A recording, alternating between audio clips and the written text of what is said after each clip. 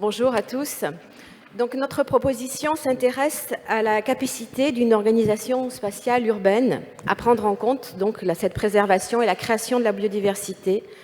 Nous considérons qu'on ne peut pas interroger la forme bâtie de façon dissociée de la forme végétale, qu'elles existent de fait ou soient compensées dans les pratiques de conception urbaine, et on va parler aussi de ces pratiques. Nous proposons d'interroger dans l'héritage et dans l'actualité des modèles urbains, traduisant des rapports et des modes de production de villes-nature différentes, des alliances aux qualités reconnues entre construction et végétation à travers 5 tissus de l'agglomération toulousaine. Nous faisons l'hypothèse que l'association d'une forme urbaine et d'une forme végétale peut créer les conditions propices au développement et au maintien d'une certaine biodiversité et appréhendons en particulier ces formes dans leur capacité à accueillir et à maintenir la vie faune. Pour cela, la méthode de travail est collectif, les savoirs interdisciplinaires.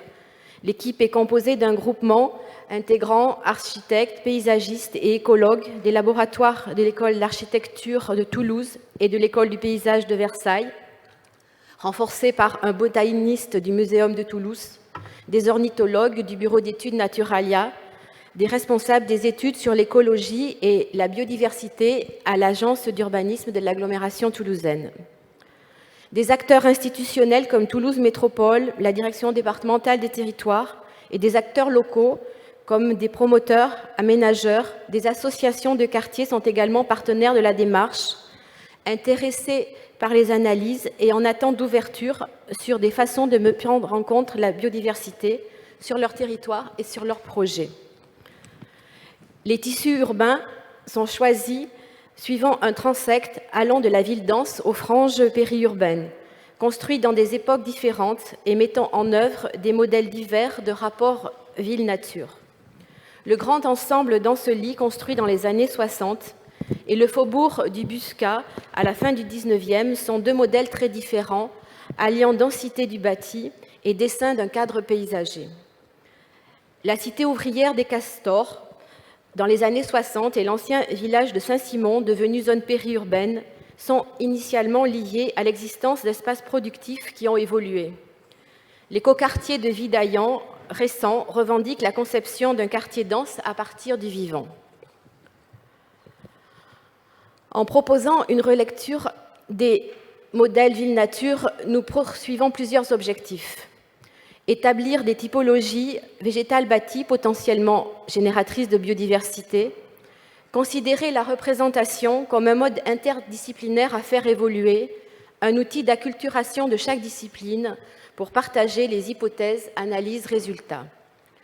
Ouvrir sur quelques déclinaisons possibles, typologies vertueuses et processus de conception, intégrant mieux la notion de milieu habité. Nous sommes actuellement dans la phase finale de la recherche. La quasi-totalité des travaux de relevé scientifique et de terrain ont été réalisés. Les ateliers d'acteurs avec nos partenaires et les workshops en commun sur les croisements possibles ont été menés. La dernière phase d'analyse et de représentation est en cours et construit différents questionnements et ouvertures possibles. C'est cela qui est l'objet de la présentation d'aujourd'hui. Alors, la démarche de recherche qui est mise en œuvre se fait à travers une méthodologie commune et transdisciplinaire. Donc, en premier lieu, une approche descriptive transscalaire va s'intéresser aux principes de composition urbaine, à la manière dont la relation ville-nature a été pensée dans le modèle urbain étudié, et à son implantation dans un contexte, puis à son évolution dans le temps. Donc, l'approche permet ensuite de décrire finement l'association des formes urbaines et végétales.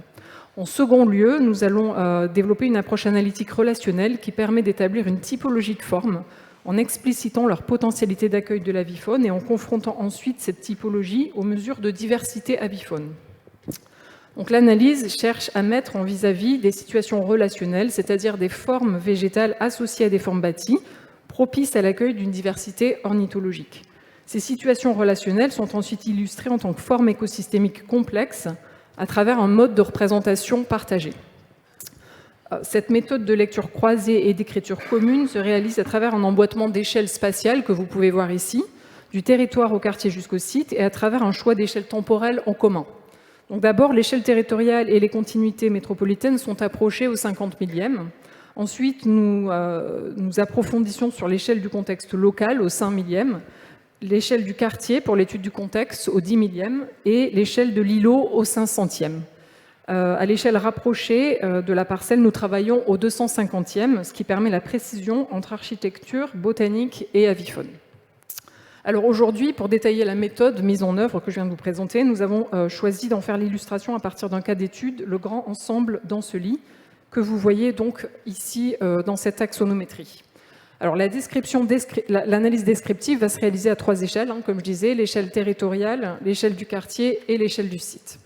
D'abord, à l'échelle territoriale, nous avons travaillé avec notre partenaire scientifique, l'Agence d'urbanisme et d'aménagement Toulouse Aire Métropolitaine, qui a réalisé un travail de situation de ces formes dans un contexte de continuité métropolitaine par rapport à des potentiels écologiques, mais aussi des réservoirs de biodiversité. Donc l'analyse utilise un outil expérimental de l'agence, le potentiel écologique, qui est établi à partir de 4 indicateurs que vous voyez à l'écran. L'agence a aussi mobilisé des outils de cartographie sur les strates de végétation, la densité de boisement et les zonages de protection. Ce qui nous permet de montrer que notre site d'Ancely se situe à la confluence entre la Garonne et son affluent du Touche, 2 corridors naturels qui bénéficient de désignations Natura 2000 et SNIEF. Le site lui-même compte plusieurs espaces boisés classés, donc le potentiel écologique est naturellement élevé à proximité directe de ce site. À une échelle plus rapprochée du site, au 5 millième, notre équipe d'architectes historiens a dressé un portrait de quartier et une lecture typomorphologique des thèmes de la conception et de la composition urbaine et paysagère, du modèle urbain étudié du point de vue de la relation ville-nature. Donc le modèle de grand ensemble suit certains des principes de l'époque moderniste, mais l'architecte, ici Roger Brunerie, propose aussi une adaptation au site initial. Donc nous sommes ici en présence d'une dizaine de barres de logement aux toitures terrasses avec des hauteurs entre R+1 et R+5. Les formes architecturales suivent les lignes de la topographie et se positionnent en terrasses successives entourées par la confluence, comme vous pouvez le voir sur la photo du bas. L'espace public ouvert, à visée hygiéniste, offre un panorama sur le site. La question du végétal est très contrôlée. Un système constructif préfabriqué a été mis en œuvre et la morphologie urbaine et architecturale suit les chemins de grue, comme vous pouvez le voir sur le diagramme du haut. Les matérialités du bâti proposent principalement des panneaux de façade préfabriqués en briques et béton, procédé Costamagna, revêtus de carreaux de faïence d'Ampeau. À ceux-ci sont associés des parements en galets. Les façades sont toutes percées de baies et de balcons réguliers. Donc pour approcher la genèse de ce site, du tissu actuel et la mutabilité de la forme au cours du temps, et ainsi appréhender par exemple les notions de biodiversité héritée, l'équipe va réaliser une lecture à plusieurs époques selon un découpage temporel en 3 temps, en plan et en coupe. L'objectif est de raconter une histoire des formes urbaines et architecturales face à une histoire du végétal et de mettre en valeur les permanences et les mutations de ces espaces. Donc le résultat principal montre une cohabitation actuelle entre une trame arborée héritée du parc du château d'Ancely préexistant, que vous avez à gauche, une trame plantée datant de la cité des années 60 au milieu, et puis la ripisylve qui encadre ce site et qui n'a pas changé. Alors, le relevé descriptif va établir une lecture paysagère pour caractériser les formes associant architecture urbaine et végétale au sein d'un continuum paysager dans le but d'étudier leur capacité d'interaction avec la vie-faune. Les relevés que nous avons faits, plus fins, se font au 500e sur un panneau A0. Ce relevé donc transdisciplinaire a été effectué grâce à des passages sur le terrain entre janvier et juin 2021. Donc un premier relevé va s'intéresser aux formes architecturales urbaines, explorant la nature des revêtements des sols, l'implantation du bâti, les matérialités, les limites, les continuités, les gabarits architecturaux. Un second aspect que vous voyez à l'écran s'intéresse à la description de l'organisation de la forme végétale au sein de l'ensemble d'habitations. Donc les relevés en plan saisissent la répartition des masses, leur rapport avec les gabarits architecturaux et leur continuité. Nous avons particulièrement travaillé sur la stratification, arborée, arbustive, buissonnante, herbacée et lianescente, qui fait donc l'objet d'une observation particulière avec des couleurs différentes. Et enfin, un relevé botanique conjoint a permis, à travers une approche naturaliste, de mettre en évidence la composition floristique, les espèces structurantes, ainsi que la flore spontanée, indicateur de la nature du sol. Le relevé précise notamment donc le nom latin et commun et l'intérêt pour la vie-faune. Un troisième aspect va établir des relevés en coupe à l'échelle plus précise du 250e sur des formats portes longs, donc très longs, presque 1,80 m je crois, ou 1,60 m de long, qui permet de saisir les rapports de strates, les motifs végétaux et leur hétérogénéité, les articulations entre architecture et végétal. Il s'agit aussi de commencer à montrer une manière de vivre dans une continuité urbain, bâti, végétal et vivant. Donc une fois que ce descriptif a été terminé, nous avons cherché à mettre en évidence les potentialités de ces regards, de ces formes au regard de l'accueil et du maintien de la vie faune à travers 3 angles. D'abord l'angle végétal, en mettant en évidence les essences relevées propices à l'accueil de l'ornithofaune. Donc par exemple la coexistence de plusieurs strates, les feuillages persistants, la maturité des sujets et par exemple la production de fruits ou de graines. Donc vous avez ces relevés ici avec les strates d'un côté et cette végétation propice à la vie faune de l'autre. Ensuite, nous avons aussi identifié des éléments récurrents de l'enveloppe du bâti que nous ne montrons pas ici, mais qui mettent en évidence les échanges possibles avec les façades, les supports de végétation, la nature des toits, les édicules, les cavités. Et enfin, la recherche s'intéressant aux points de contact humains vivant dans la ville. Un dernier relevé cible la notion d'espace public habité, de milieu anthropisé et de taux d'usage et de pratiques de gestion. Donc, à l'issue de ce relevé descriptif, thématique et transcalaire, on a mené une analyse relationnelle de l'ensemble de ces productions qui ont été réalisées sur ce grand ensemble, afin de dégager en fait des ensembles spatiaux qui vont venir articuler ces caractéristiques historiques, urbaines, architecturales, végétales, mais aussi vis-à-vis des usages, et de ce qu'on a mis en évidence sur ce grand ensemble. Cette analyse, elle a été conduite lors d'un récent workshop d'équipe et elle nous a permis de mettre en évidence 5 formes bâties végétales sur ce grand ensemble enseli. Et elle nous a permis également d'initier une première représentation en plan de cette typologie. Et donc ici, vous avez une carte qui fait aujourd'hui office de document de travail. Donc ces typologies, elles ont été mises en évidence vis-à-vis de 3 échelles spatiales. La première échelle est celle de la forme urbaine. On a mis en évidence 3 types de formes. Tout d'abord, le parc boisé public situé avec des immeubles qui vont venir l'entourer. Donc c'est ce qui compose la principale entité de ce grand ensemble. Nous avons ensuite des immeubles qui vont être situés face à la ripisylve qui vient cerner ce site. Et enfin, des configurations où les immeubles vont être face à des stationnements résidentiels plantés. On a mis en évidence une autre typologie, celle des parvis végétaux en entrée d'immeubles, qui présentent des configurations de formes bâties et végétales particulières au niveau d'une unité d'ensemble d'habitation de proximité. Et enfin, un dernier niveau à l'échelle du bâtiment où on va trouver des massifs végétaux plantés en pied d'immeuble. Alors pour entrer plus concrètement dans cette typologie de formes bâties végétales, je vous propose d'en décrire 2 particulières à travers cette grande coupe que nous avons réalisée à l'échelle de la forme urbaine et qui vient présenter la succession de ces typologies suivant différents niveaux topographiques jusqu'à la Garonne. Donc la première typologie est celle du parc boisé public qui prend une grande partie de cette grande coupe puisqu'elle constitue la forme dominante de ce grand ensemble. Vous voyez ici que les logements d'habitation, donc c'est environ des barres d'immeubles d'une dizaine de mètres de haut, vont être situés à distance de ce grand parc boisé, puisque l'idée était d'avoir, depuis les logements, un cadre paysager à voir pour les habitants de ces barres d'immeubles. Et ce grand parc boisé, en fait, est composé d'une trame végétale qui vient s'inscrire dans la trame historique du grand ensemble du château enseli, avec des végétaux qui ont des dimensionnements extrêmement importants, qui viennent parfois surpasser les hauteurs des bâtiments et qui sont composés de végétaux mixtes, persistants et caducs, et de manière disposée très aérée pour laisser des perméabilités visuelles. Et ce grand parc va accueillir des activités de promenade, mais aussi des activités récréatives pour que les habitants puissent profiter au quotidien de cet espace. L'autre typologie est celle des parvis végétaux en entrée d'immeuble. Donc là, on va être dans une autre configuration. La forme végétale est de nouveau située à distance du bâtiment, toujours pour avoir cette relation visuelle depuis les logements. Et la végétation est principalement basse. On voit que le massif arbustif est récurrent dans ses formes et la végétation ne dépasse pas la hauteur des bâtiments. Cette forme végétale, elle va être traversée par les chemins d'accès au bâtiment. Et ils font également office d'appropriation par les habitants qui se côtoient au quotidien. Donc ce sont des voisins qui viennent se rencontrer, donc ce sont des véritables espaces de sociabilité. À l'issue de cette typologie, on a formulé des hypothèses sur la capacité de chacune de ces formes à accueillir la vie faune. Et donc cette formulation d'hypothèse, elle s'est faite sur la base d'une grille de lecture des facteurs en faveur de l'accueil de l'avifaune et qui se base sur la qualité de la végétation, la qualité architecturale, mais aussi la qualité des aménagements extérieurs et les pratiques humaines qui sont à l'œuvre. Et donc sur le site d'Anseli, il nous semble qu'il y a 2 typologies de formes qui peuvent être favorables à l'accueil de l'avifaune, notamment la configuration des immeubles face à la ripisylve et dans une moindre mesure le parc boisé entouré d'immeubles.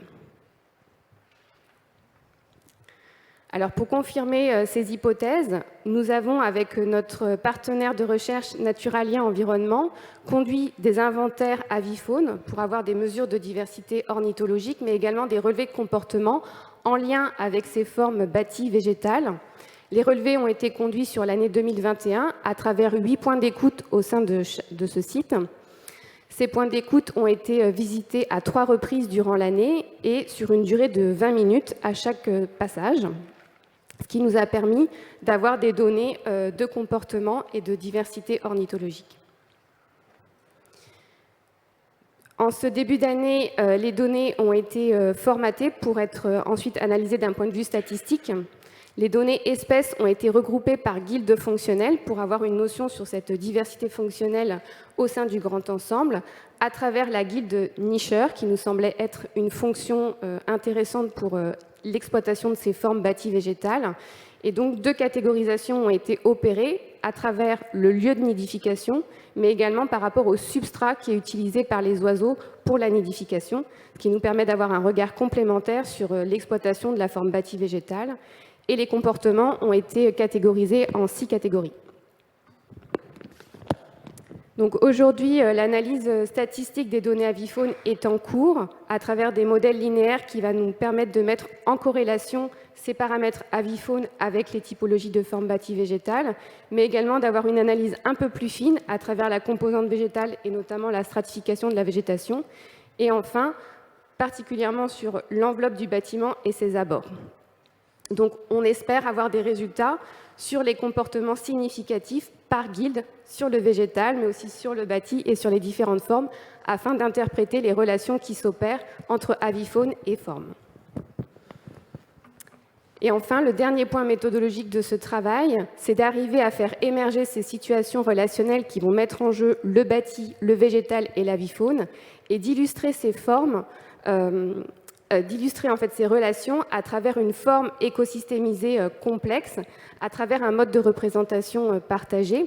Et donc l'idée, c'est de travailler à travers une grande coupe qui va venir préciser les liens en fait qui s'opèrent entre des typologies architecturales, mais aussi des typomorphologies végétales et la communauté avifaune qui est en présence. Et donc elle se veut illustratrice en fait d'un continuum paysager écosystémique qui met en lien le bâti, le cadre de vie et les vies animales, humaines et végétales qui s'opèrent dans ce continuum.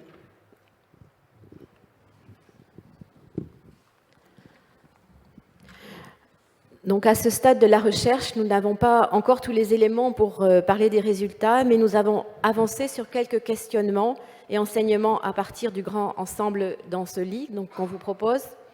C'est que cette étude de cas nous a servi de test pour déterminer des combinatoires variables pour la description, les analyses et les outils possibles pour concevoir les formes urbaines favorisant une biodiversité. Elle a conforté l'importance de la représentation commune nécessitée pour la compréhension de toutes les données de base et pour l'analyse systémique. Au-delà d'un recensement d'espèces, nous avons eu besoin de décrire ensemble les fonctionnalités, notamment les fonctionnalités aviphones, par exemple sur les pratiques de nichage, de nourrissage, qui ne sont pas évidentes pour les non-spécialistes, et pour comprendre donc tous ces systèmes relationnels. Nous avons ainsi caractérisé des situations ponctuelles de forte interaction, nécessaires, intéressantes comme marqueurs et opportunités, mais non suffisantes. Cela nous a amenés à aller au-delà des approches par empilement pour caractériser ce qu'on a appelé des typologies relationnelles propices.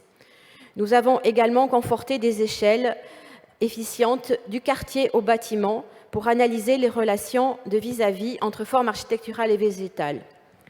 L'usage des espaces et la gestion du végétal sont des composantes de cette relation induisant des résultats différents. La notion de situation relationnelle propice implique l'impossibilité d'une figure type idéale pour la biodiversité, mais bien la rencontre entre un site ou une histoire déjà là, un projet d'alliance équilibrée entre végétal et forme urbaine, hôte et opportunité pour le vivant. À Ancelis, l'ensemble urbain est dense, mais sa composition est intéressante, en espace ouvert, à distance des groupements de végétaux de haute tige, dans des continuités de sols de pleine terre, dans un environnement rocheux propice à la vie faune. Reconnaître ces éléments est une base pour des recommandations pour l'évolution urbaine, la préservation, les potentiels à activer, les réhabilitations à mener.